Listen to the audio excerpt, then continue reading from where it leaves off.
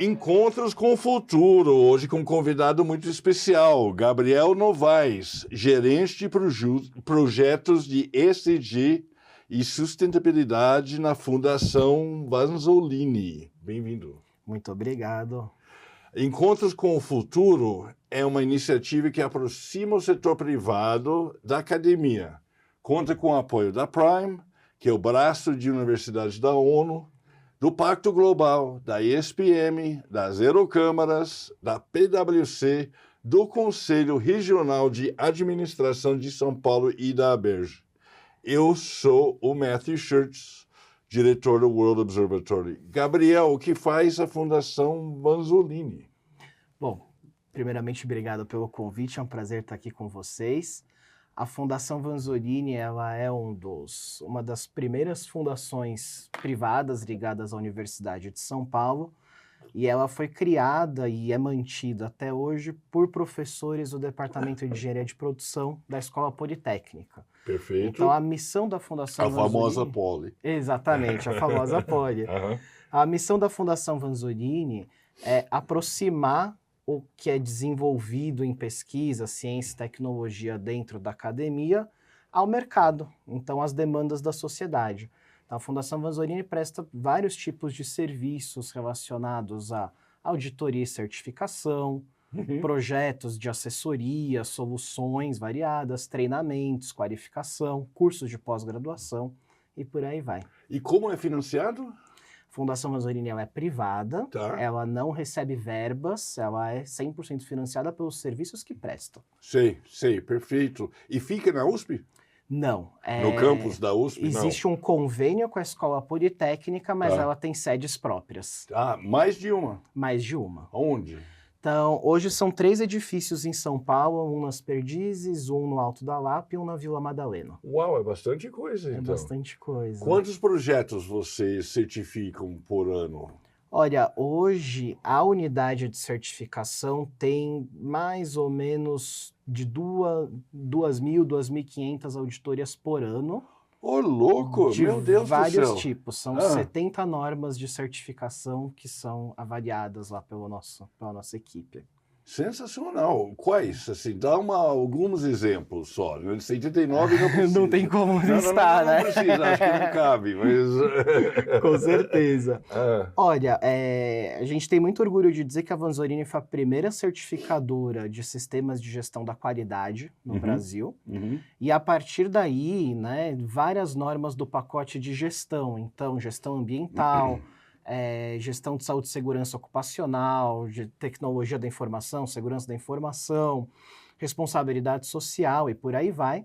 E no pacote de sustentabilidade especificamente, somos um organismo de verificação de inventários de emissões de gás de efeito estufa, fazemos avaliação de relatórios de sustentabilidade com base em normas como GRI. Você faz um relatório? A gente faz a avaliação dos indicadores. A avaliação. Isso, auditoria de asseguração dos indicadores.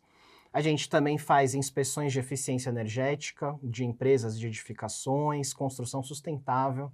Enfim, temos uma gama aí grande de exemplos nessa área. Você trabalha nessa área de sustentabilidade mesmo. Exatamente. Como é que você verifica os dados dos relatórios? Bom, é um processo de auditoria, né? Tá. Então, o processo de auditoria ele é bastante complexo, né? Ele tem aí etapas que são presenciais, etapas que são remotas. Então, na verdade, uma vez que exista uma empresa, ela quer uma asseguração daquela informação que ela vai reportar Exato. ao público. Certo. Né? A nossa equipe vai ter que entender como foi construída essa informação, validar os dados que geraram esse indicador, vai ter que entrevistar as equipes da empresa para entender esse processo de gestão, de contabilização dos indicadores, eventualmente fazer visitas técnicas, né? Então, os indicadores de sustentabilidade, eles pegam temas variados, né? Ambientais, sociais, Conta de alguns pra governança. gente. Os mais comuns hoje nos relatos são associados, por exemplo, a questões como água, energia, emissões de gás de efeito estufa, geração de resíduos. Então, as empresas elas vão declarar, né, o consumo de água que ela teve ao longo de um ano frente às metas de redução. Perfeito. Consumo de energia. os valores brutos e relativos de emissões que elas tiveram ao longo de um ano e as metas de redução das emissões. Geração de resíduos. Geralmente existem uma série de indicadores que trabalham, por exemplo, taxa de beneficiamento, né? Então, quantos % dos resíduos foram destinados à reciclagem, reaproveitamento, reuso, várias ações que causam o desvio de aterro, né, que a gente chama. O que é desvio de aterro? Aquele resíduo que ele não foi encaminhado para o aterro. Tá. Ele foi Sanitário, beneficiado isso. de alguma maneira e reinserido na economia. Tá. Seja através de uma reciclagem, seja através de um reuso direto, seja através de uma ressignificação, né, desse resíduo de alguma outra maneira. Perfeito. Gabriel, uma curiosidade, como é que você verifica gases de efeito estufa? Legal, ótima pergunta. Esse é um dos serviços que mais tem crescido. Imagino a demanda. Que sim, né? Cada ano que passa, que bom que triplica ou quadruplica até o número Quadruplica por ano? Teve um de 2023 para 2024, quadruplicou o número de clientes. Uau, sensacional. Então assim, a verificação... Isso é muito bom porque quer dizer que as empresas estão levando a sério a redução de gases de efeito estufa. Cada vez mais Se estão contratando vocês... cada vez mais interessadas, e não só a empresa, mas muitas vezes o acionista, o investidor que exige dessa empresa esse comprometimento também. Que interessante. Então, isso às vezes vem da demanda de mercado sobre a empresa também. Sei. Isso tem sido bem legal. As verificações, elas são feitas... Isso funciona entre os acionistas, alguém fala, não, eu quero verificar que é isso mesmo. Exatamente. E aí a empresa se contrata vocês. E vocês são insuspeitos. Isso, é um organismo independente que a gente chama de terceira parte. De terceira parte. Então, por exemplo, tem um fundo de investimento que exige que a empresa tenha essa informação declarada publicamente para que ela possa fazer parte desse rol. Tá, que pode investir na empresa. Que pode investir na empresa. Tá, perfeito. Ou às vezes a empresa é controlada por outra, então tem um acionista majoritário que tem um comprometimento de mercado e exige isso das subsidiárias. Perfeito. Então esse tipo de exigência tem vindo com muita força sobre as empresas, principalmente de capital aberto, e tem feito o mercado crescer cada vez mais. E agora a gente tem visto um movimento de grandes companhias que exigem de fornecedores também o comprometimento com a questão climática. Perfeito. Então, metas de redução de emissões, a declaração pública do inventário de gás de efeito estufa, por aí vai. E como é que você verifica os números? A gente se baseia em dois conjuntos de normas internacionais. A primeira delas é a ISO 14064, uma norma internacional que foi trazida ao Brasil pela ABNT, né? Então, existe a versão brasileira dessa norma. A ABNT é o quê? A Associação Brasileira de Normas Técnicas, desculpa. Não, eu que peço desculpas, mas... Público, né? Isso. Peço perdão. Então, essa norma foi trazida pela ABNT, Associação Brasileira de Normas Técnicas, e ela vai trazer os parâmetros para a empresa declarante, né? Como que ela quantifica, monitora e relata as suas emissões de gás de efeito estufa, e também as diretrizes para um organismo de verificação como a Fundação Vanzorini. O outro bloco que tem é o programa GHG Protocol, que é um programa internacional também, né? Então, ele traz aí uma série de diretrizes, estratégias para que você possa classificar e contabilizar as emissões e remoções de gás de efeito estufa de uma empresa. E no Brasil, esse programa foi trazido na forma do Programa Brasileiro GHG Protocol, que está sob coordenação da FGV, a Fundação Getúlio Vargas. Perfeito. Então, a gente conduz um processo que a gente chama de verificação e validação do inventário da empresa com base nesse conjunto de normas técnicas. Perfeito. E aí a gente consegue receber o dado que a empresa declarou, emitir tantas toneladas de carbono ao longo de um ano. E a gente vai cascateando, fazendo toda a rastreabilidade dessa informação para checar as evidências de que esse número é correto, confiável. Perfeito. As fontes de gases de efeito estufa, quais são os mais frequentes nessas indústrias? Olha, varia muito de acordo com o tipo de atividade que a empresa executa. Uhum. Então, por exemplo, empresas do setor de serviços, cuja atividade principal é administrativa, escritório, por aí vai, de longe o mais relevante é o consumo de energia elétrica. Tá. Né? Então, o que a gente chama de emissões de escopo 2. Tá. Tá? Agora, quando você fala de um setor fabril, indústrias de maneira geral, né? A gente tem um volume muito grande de emissões que a gente chama de emissões de escopo 1, são as emissões diretas. Uhum. Aqui são contempladas as emissões relacionadas à combustão de combustíveis fósseis, né? Tá. Então, queima de combustíveis fósseis. De gás, petróleo, diesel, gasolina, diesel, exato, carvão. Exatamente. Uhum. Isso pode acontecer tanto de maneira móvel, né? Então, nos veículos, né? Na frota de veículos da empresa, quanto de maneira estacionária, que a gente chama. Então, às vezes, tem gerador de energia elétrica dentro da empresa, você tem queimadores, fornos, né? Turbinas funcionando dentro da fábrica, processos industriais de maneira geral, né? Então, aqui a gente tem uma grande relevância. Agora, quando você olha, por exemplo, para o setor do varejo, o que se torna muito relevante? As emissões relacionadas aos gases refrigerantes de geladeiras, refrigeradores dos alimentos. Perfeito. Então, aqui você tem um volume muito grande. Sim. Então, são, assim, para cada setor que você tem que ter um olhar diferente, porque as fontes de emissões vão variando de um para o outro. Como é que vocês lidam com créditos de carbono? Bom, essa ainda é uma pergunta bem complexa. Eu imagino, né? Mas já que você está aqui, eu quero saber. Um pouquinho eu quero mais. aprender. O mercado de créditos de carbono, ele ainda está num estágio em que tem muita coisa acontecendo, muitas vezes desconexa. Tá. Então, a gente tem o que a gente chama de mercado voluntário e mercado regulado. Tá. Né? De maneira geral, o mercado regulado é aquele em que a empresa, por força de lei, ela ultrapassa um limite de emissões e ela é obrigada a comprar crédito de carbono para compensar. Quem pode vender crédito? Aí quem pode vender são as empresas que têm mais remoção do que emissão, né? Então elas têm um papel de sequestrar mais carbono da atmosfera do que ocasionar a emissão. Tá. E que tenham isso de maneira comprovada através de um projeto de remoção. Então, existem setores que tradicionalmente têm mais possibilidade de fazer isso acontecer.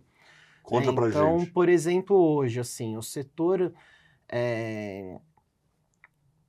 empresas aí do setor agrícola, do setor rural, de maneira geral, você tem muitas ações de manutenção de mata nativa, ou de recuperação de mata nativa, ações de reflorestamento, são capazes de ocasionar uma remoção muito relevante de carbono da atmosfera, elas podem gerar crédito para vender. Né? Você pode ter empresas do setor de resíduos, por exemplo, que através de uma ação para usar o resíduo para gerar energia elétrica, né? Então fazer a recuperação de energia do resíduo, do biogás, do biometano que existe ali, você tem uma emissão evitada que vai ocasionar uma redução em toda a cadeia. Também é uma outra possibilidade. Então, isso é um cenário que no Brasil ainda está sendo construído, porque o mercado ele ainda não está regulamentado aqui. Perfeito. A legislação é recente, ela é de dezembro de 2024. Então, hoje, o que tem mais força no Brasil ainda é o mercado voluntário. Mas ele foi legislado um ano atrás, mas não está em vigor, é isso? Isso, ele ainda está nesse processo de regulamentação, em que estão sendo definidos, ainda estão sendo definidos os limites legais para cada setor da indústria. Então, quem vai ser obrigado a participar, como vai ser essa obrigação. Isso deve dar bastante Isso ainda briga. está acontecendo, exatamente. Exatamente. Mas então o mercado de crédito de carbono ele funciona mais ou menos dessa maneira. De um lado eu tenho alguém que emite mais e de um lado eu tenho alguém que remove mais.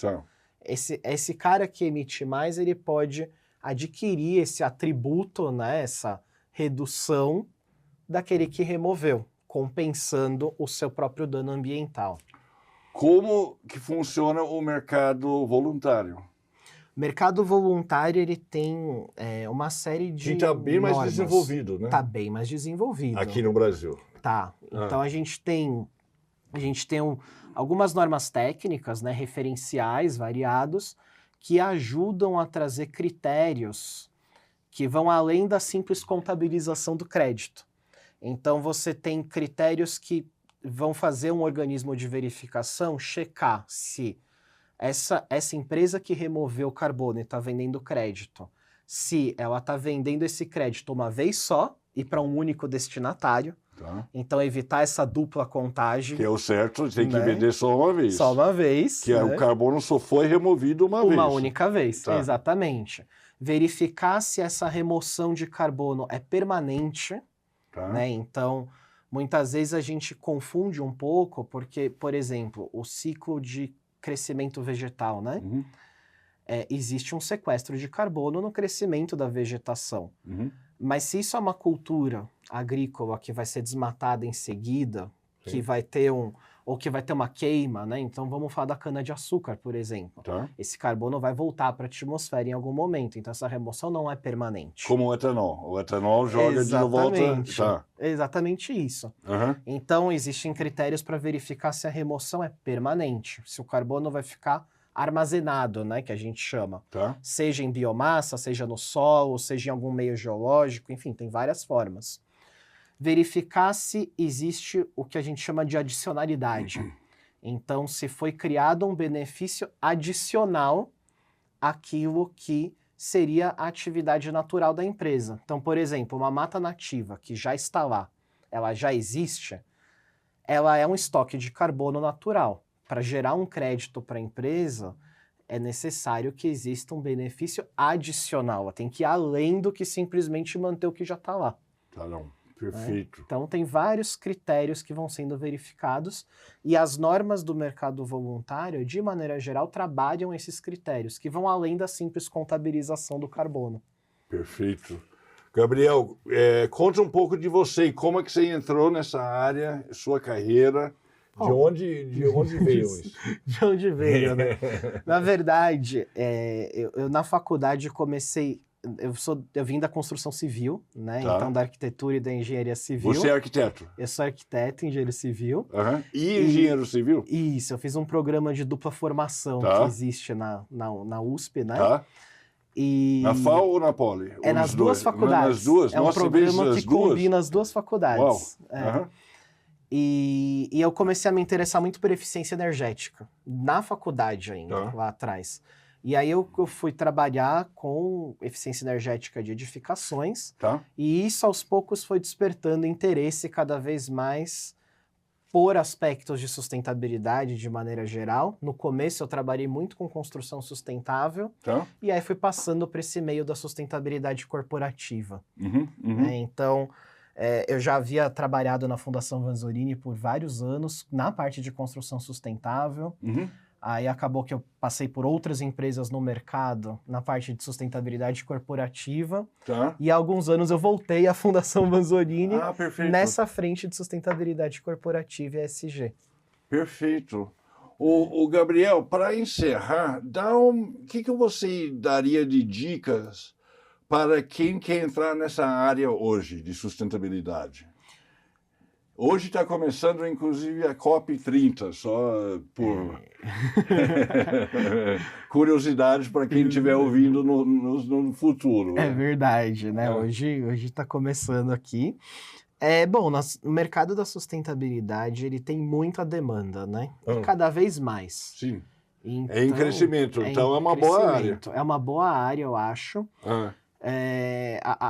Esse nível de comprometimento que as empresas estão tendo, que é cada vez maior, é crescente, isso tem gerado um número de vagas muito interessante. Então, assim, o que eu poderia dar de dica é realmente começar a acompanhar as discussões, porque esse é um tema, ele é essencialmente atual, né? Sempre, cada vez mais é atual. Sempre vai surgindo uma novidade. Então, a gente falou aqui da questão do gás de efeito estufa. Sim. Anualmente pode ter alguma revisão na metodologia. Anualmente a questão climática tem uma nova atualização. Sim. Então, é se manter ligado nas discussões e procurar, porque todas as empresas agora estão formando times de sustentabilidade para trabalhar suas metas, seus compromissos, os seus processos de relato público. Então tem bastante oportunidade nessa área. E é uma área, ela é bastante diversificada, né? Então, assim, eu sou arquiteto, mas eu tenho colegas da engenharia ambiental, da engenharia de produção, da comunicação, da oceanografia, né? Então de várias áreas diferentes.